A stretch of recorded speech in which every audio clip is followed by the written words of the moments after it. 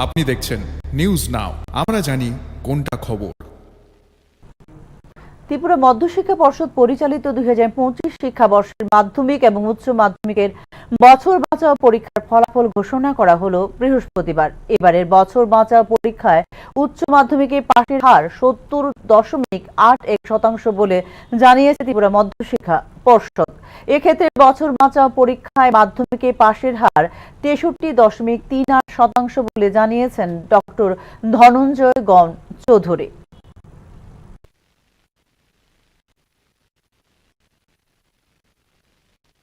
Higher secondary পরীক্ষায় total number of students ছিল 2995 জন, 2995.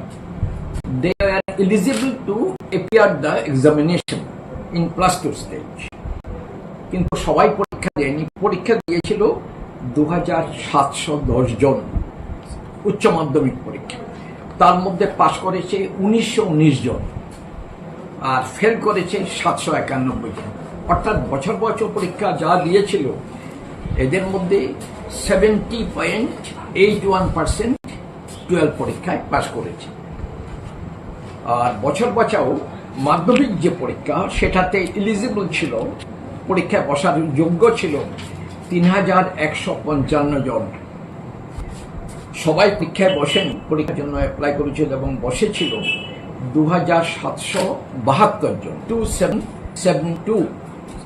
তার মধ্যে পাশ করেছে 1757 জন, 1757, আর ফেল করেছে 1015 জন।